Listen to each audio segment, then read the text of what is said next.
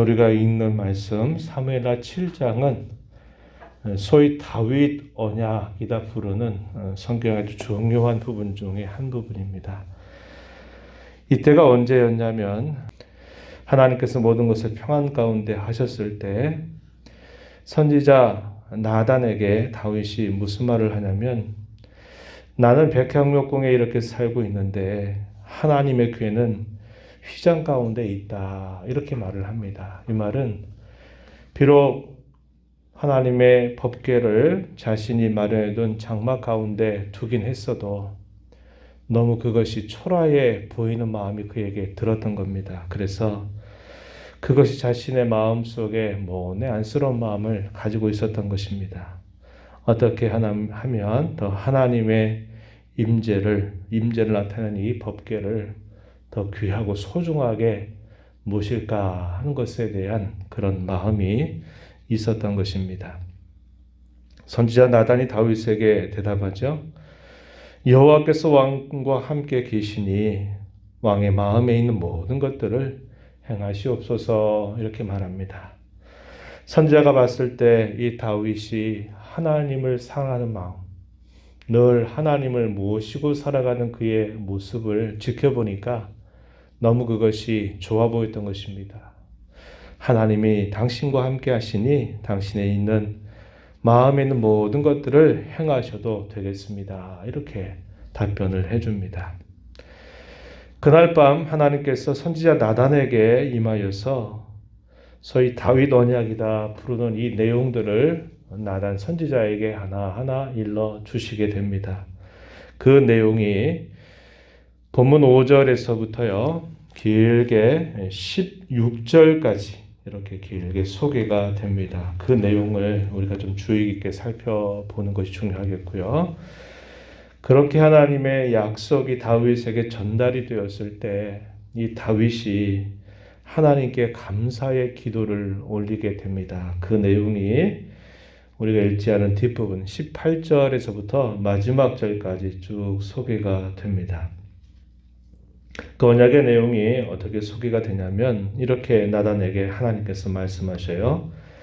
다윗을 이스라엘의 주권자로 삼았다라는 사실을 이야기해 주십니다. 이 내용이 8절에서부터 11절까지 길게 소개가 되는데요. 먼저 8절에 보면 하반절에 내가 너를 목장 곧 양을 따르는 데서 데려다가 내 백성 이스라엘의 주권자로 삼았다.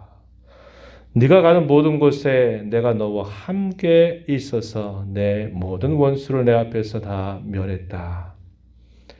땅에서 위대한 자들의 이름같이 내 이름을 위대하게 만들어 주겠다. 이렇게 하나님께서 이 다윗에게 약속을 하시게 됩니다.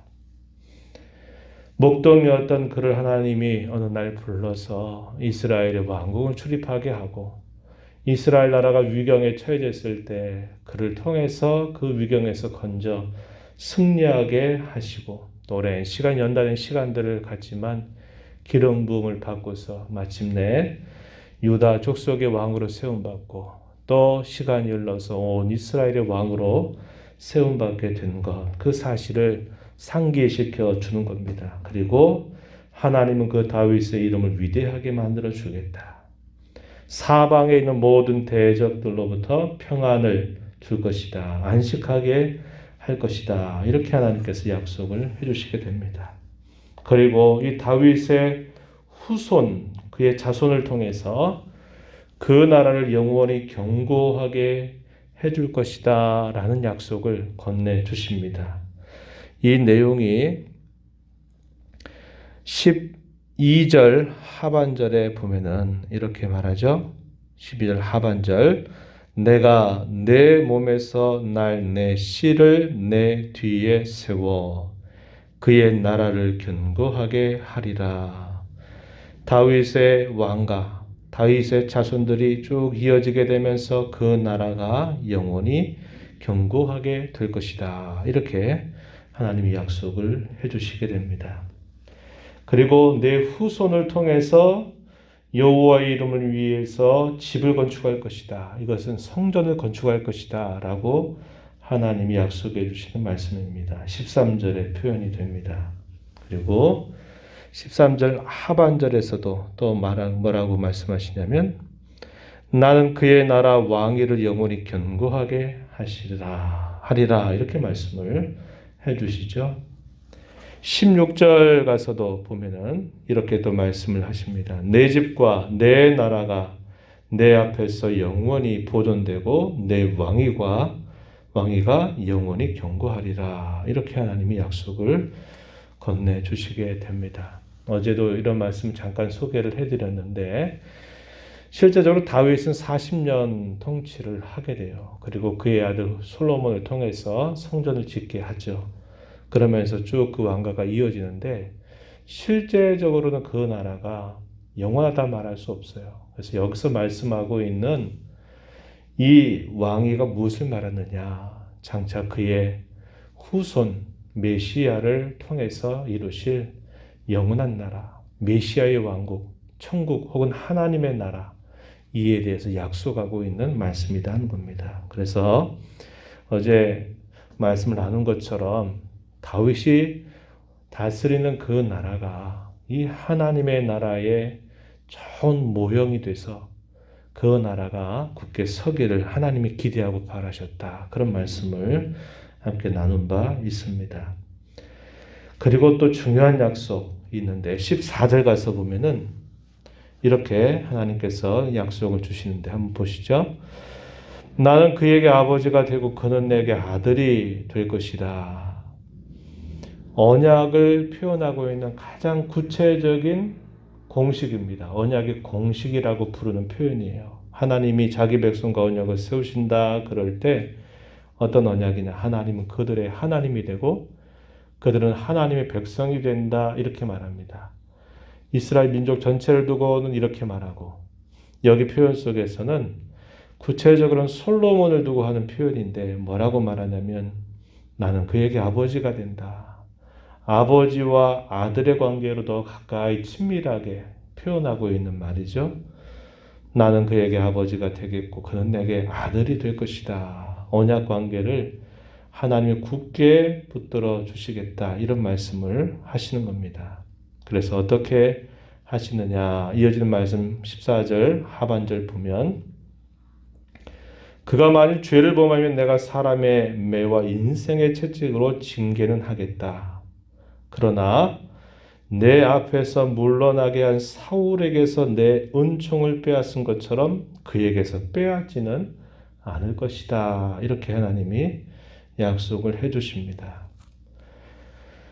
때로 죄를 범하고 또 그가 하나님 앞에 악을 행하는 일이 있다 할지라도 그에 대해서 때때로 사람의 매를 들고 인생의 채찍을 통해서 징계는 하겠지만 내가 그에게서 은총을 빼앗는 일은 없다 이 말입니다. 하나님의 약속이 이렇게 솔로몬에게 주어지게 된 말씀이고 이것이 사실 하나님의 자녀로 부름받은 모든 이들을 향한 하나님의 약속이다 하는 겁니다. 그래서 때로 믿는 자들에게 또 우리들에게 하나님이 징계라고 하는 걸 통해서 우리를 깨닫게 하고 돌이키시는 일은 하실지라도 결코 우리에게 그 은혜를 빼앗지는 않으신다라고 우리는 확신하면서 우리 인생을 걸어갈 수 있게 되는 것입니다.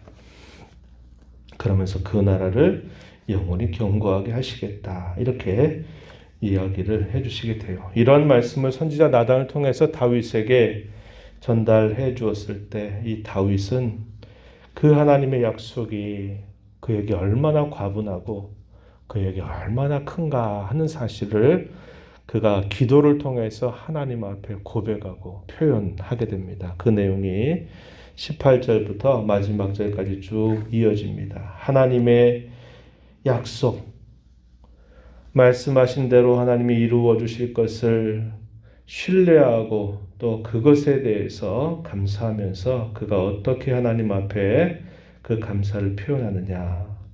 18절, 19절 가서 보면 먼저 자신을 되돌아보고 자기의 집안을 되돌아볼 때 하나님께서 얼마나 화분한 은혜를 주셨는가를 고백합니다.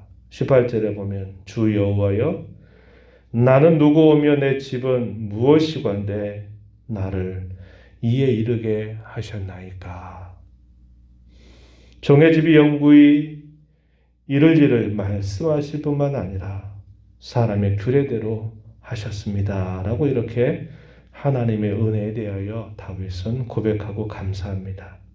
더 나아가서는 자신이 다스리는 그 나라와 그 백성들에 대해서도 하나님 앞에 감사의 마음을 표현하는데 22절에 보면 뭐라고 말하느냐. 주는 광대하시다 이렇게 고백합니다.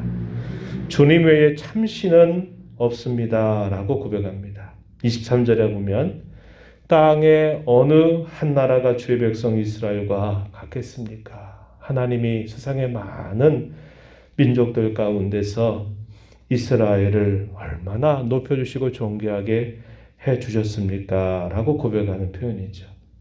24절에 가면 주께서 주의 백성 이스라엘을 세우사 영원히 주의 백성을 삼으셨으니 여호와의 주께서 저희들의 하나님이 되셨습니다. 이것도 역시 언약의 관계를 표현하고 있는 말이죠.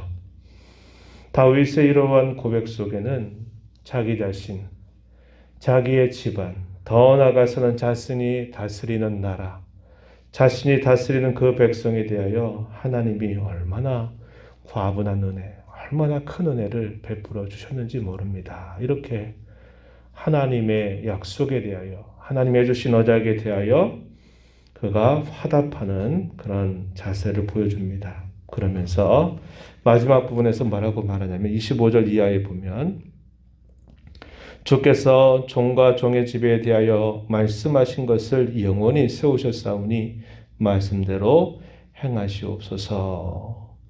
견고하게 하여 주옵소서. 주께서 말씀하셨으니 이 모든 것들을 주께서 이루어 주시옵소서. 이렇게 그가 기도를 하게 됩니다. 마지막 29절에 보면 이렇게 말하죠. 하반절에 주 여호와께서 말씀하셨사오니 주의 종의 집이 영원히 복을 받게 하옵소서. 하나님이 약속하신 대로 주께서 이루어 주실 것을 기도하면서 주께서 주시는 복을 누리게 해달라라고 이렇게 기도를 올리게 됩니다. 그래서 하나님이 약속하시는 내용, 다윗이 그 약속에 대해서 하나님 앞에 감사와 찬양으로 기도하고 고백하는 그 내용이 오늘 우리가 읽어가는 사무엘하 7장에서 소개가 됩니다. 하나님이 그날 다윗에게 하셨던 이 약속의 내용은 오늘 저와 여러분에게도 그 약속이 동일하게 주어져 있다는 것이 참으로 놀랍고 감사해야 될 이유가 되는 것이죠. 조금 전에 말씀을 드렸던 것처럼 우리 주 예수 그리스도 안에서 저와 여러분과 함께 세워주신 이 언약은 결단코 변함이 없습니다. 결코 깨어지는 일도 없다는 겁니다. 때로 우리를 징계하셔서 우리가 잘못된 길로 갈 때 우리를 교정하시도록 하시기는 하실지라도 우리에게 베풀어 주는 그분의 은혜를 결코 거두지 않겠다. 우리에게 약속을 해주십니다. 변화무상한 인생을 살아가고 우리가 살아가는 이 세계는 어떻게 변해가게 될런지 우리는 잘 알지 못합니다. 그러나 말씀하신 하나님은 그 하신 말씀을 결코 변개하지 않으시고 그 약속을 굳게 붙들어 주시고 우리 모든 삶을 인도해 주시게 될 것입니다. 이런 확신을 가지고 우리가 하루하루 살아가면서 하나님 나는 언약의 백성입니다. 하나님이 저의 하나님이 되고 저는 하나님의 자녀입니다. 라고 하는 이런 정체성, 우리의 신분을 잘 기억해서 하루하루 살 때 언약의 성실한 자로 살아가야 되겠고 언약의 신실한 자들로 하나님 앞에 살아가는 저와 여러분이 되어야 하겠습니다. 하나님의 은혜를 구하면서 존귀하게 하신 그 하나님 앞에서 우리의 말과 행실과 삶을 통해서 여호와 하나님을 존귀하게 해드리고 변함없이 하나님을 성실하게 섬겨가는 저와 여러분이 되기를 바랍니다. 이 말씀 생각하시면 간절하게 기도하시고 나라와 민족을 위해서 코로나 극복을 위해서 또 백신 주사를 접종하고 있는 중에 또 항체가 잘 형성되는 일, 부작용이 없도록 해주실 일들을 위해서 기도하시고 병원에 입원 중에 있는 성도님들 그들을 위해서 간절한 마음으로 기도해 주시길 바랍니다. 하나님 아버지, 이 새벽을 깨워 또 오늘도 저희들의 걸음을 하나님 앞에 향하게 하시고 오늘도 새날 주신 하나님, 또 이 한 주간을 살아가게 하신 하나님 앞에 찬양과 경배를 드리게 하심을 감사합니다. 그 옛날 다윗을 사랑하셔서 그와 함께 하심으로 말미암아 그를 존귀하게 세우시고 그의 왕위를 영원히 견고하게 하시겠다고 말씀하시고 그와 함께 하셔서 모든 사방의 대적들로부터 평안을 누리게 하겠다, 안식을 주겠다 말씀하시고 또 사울에게서 은총을 빼앗은 것처럼 결단코 은총을 빼앗는 일 없이 때로 인생의 채찍 사람의 매로 징계는 할지라도 언제나 붙들어 주시겠다고 하나님께서 다윗에게 약속하셨습니다. 그 약속은 우리 주 예수 그리스도 안에서 오늘 저희들에게 하신 약속과 동일함을 저희가 믿습니다. 우리 인생의 하나님이 되시고 저희들의 아빠가 되시며 아버지가 되셔서 늘 우리를 보호하시고 인도하시는 그 하나님의 손길을 늘 믿게 하시고 신뢰하게 하시고 저희들 하나님의 자녀임을 기억하고 언약의 백성임을 하나님 앞에 기억해서 모든 상황 속에서 어떤 형편 속에서라도 늘 하나님을 섬기는 것을 참된 보람으로 여기고 기쁨으로 여기고 때로는 저희들의 힘을 다해서라도 하나님 섬기는 일들을 잘 감당해 나가는 저희 모두가 되게 하시기를 간절히 바라옵나이다. 은혜의 보좌 앞에 나와서 아버지의 은혜를 간절하게 구하는 모든 심령들의 간구를 들어응답하여 주옵시고 이 하루 이 한 주간도 주 안에서 힘내서 또 주 안에서 복되게 살아가는 저희 모두가 되게 해 주옵소서. 예수님 이름으로 기도하옵나이다. 아멘.